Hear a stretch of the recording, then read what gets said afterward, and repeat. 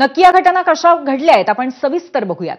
12वीच्या नीट चाचणी परीक्षेमध्ये कमी गुण मिळाल्यामुळे मुख्याध्यापक असलेल्या वडिलांनी पोटच्या मुलीला अमानुष मारहाण केली आणि या मारहाणीत तिचा मृत्यू झाला। ही हृदयद्रावक घटना सांगलीच्या आटपाडीतल्या नेलकरंजी इथे घडली आहे। या प्रकरणी मुख्याध्यापक वडिलांना पोलिसांनी अटकही केली आहे। मृत मुलीचं नाव साधना धोंडीराम भोसले असं आहे। साधना ही आटपाडीतल्या एका कॉलेजमध्ये विज्ञान शाखेची 12वीची विद्यार्थिनी होती। तुम्हालाही कमीच मार्क पडले होते ना पप्पा, तुम्ही कुठे कलेक्टर झालात, असं उलट उत्तर तिने वडिलांना दिल्यामुळे वडील संतप्त झाले आणि त्यांनी मुलीला जात्याच्या लाकडी खुंट्याने बेदम मारहाण केली आणि यात तिचा मृत्यू झालाय। मृत मुलीचे वडील धोंडीराम भोसले हे नेलकरंजीतल्या एका खासगी शिक्षण संस्थेमध्ये मुख्याध्यापक आहेत आणि त्यांना अटक करण्यात आली आहे। आपले प्रतिनिधी विजय केसरकर आपल्याला या घटनेसंदर्भात अधिक माहिती देतील। विजय, अत्यंत धक्कादायक घटना आहे, असं नेमकं काय घडलं ज्यामुळे या वडिलांनी आपल्या मुलीला मारून टाकलं?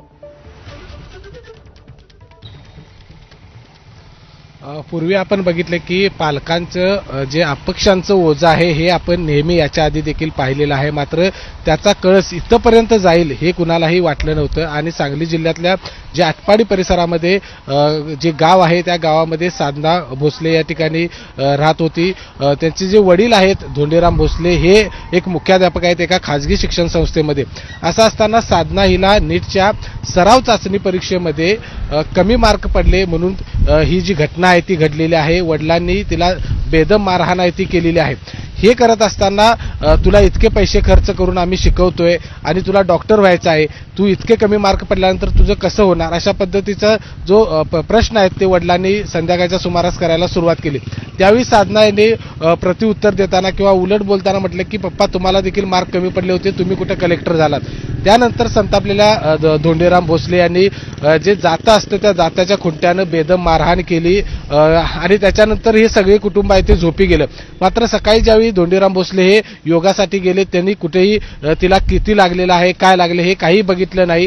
मात्र ज्यावेळी ते योगाकडून घरी आले त्यावेळी बेशुद्ध अवस्थेत पाहायला मिळाली। रुग्णालयामध्ये घेऊन गेले तर ते मृत आहे ते घोषित केलं। म्हणजे एकूण एक भयानक घटना आहे ती घडली आणि या घटनेनंतर जी साधना आहे साधनाच्या आईनं पोलिसांकडे फिर्याद दिली की अशा पद्धतीचा ही घटना आहे ती घरामध्ये घडली होती। त्याच्यानंतर पोलिसांनी त्या संबंधित वडिलांना ते अटक केलेला आहे, त्यांच्यावरती कारवाई केली आहे। पण एक प्रकारे एक उच्च कळस आहे तो मानला पाहिजे की कमी मार्क पडले, सराव चाचणीमध्ये कमी मार्क पडले म्हणून इतक्या मोठ्या मुलीला, कारण ही साधना आहे ती 10वी मध्ये देखील तिला 95% मार्क पडले होते, 12वी मध्ये एक हुशार मुलगी होती आणि केवळ सराव चाचणीमध्ये कमी मार्क पडले म्हणून इतकी मारहाण करणं आणि त्याच्या पुढची दुर्घटना घडणे हे खरंच भयानक आहे। पूर्वी नक्कीच त्यांनी वडिलांनी थेट मारलं असं पण नाही म्हणू शकत या मुलीला, परंतु ही बेदम मारहाण करताना त्याचे परिणाम काय होणार आहेत याची नक्की कल्पना असावी त्यांना।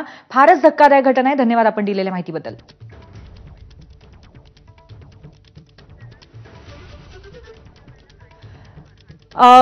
खरं तर या संदर्भामध्ये आणखीन काही प्रश्न आहेत, पुन्हा एकदा तुमच्याकडे येतोय विजय। या सगळ्या मारहाणीच्या दरम्यान तिची आई काय करत होती हा सुद्धा एक महत्वाचा प्रश्न आहे। विजय,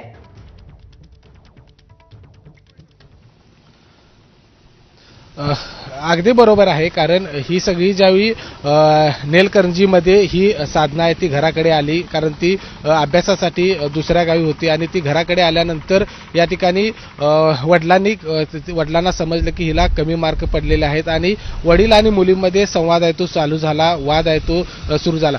या दरम्यानच मुलीनं उलट उत्तर दिल्यानंतर तिला आहे तो कुंट्यानं मारहाण केली। मात्र तिच्या आईला देखील वाटलं नाही की ही मारहाण इतकी मोठी आहे किंवा इतक्या मोठ्या प्रमाणात त्याचे परिणाम होतील हे आईला देखील लक्षात आलं नव्हतं। आई देखील त्यावेळी होती, मात्र तिच्या इतकं लक्षात आलं नाही की ही घटना इतकी भयानक होईल।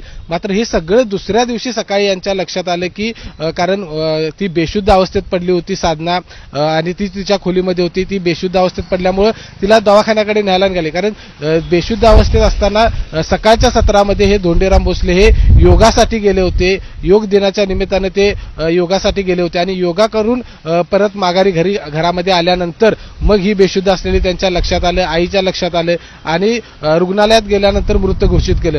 हे सगळे घटना घडल्यानंतर मग आईनं तिच्या नवऱ्याच्या एका परीक्षेमध्ये कमी मार्क मिळाले म्हणून आपल्या पोटच्या पोरीला जी अत्यंत हुशार आहे अशा मुलीला यांनी गमावलेलं आहे। अत्यंत दुर्दैवी घटना आहे। धन्यवाद आपण दिलेल्या माहितीबद्दल।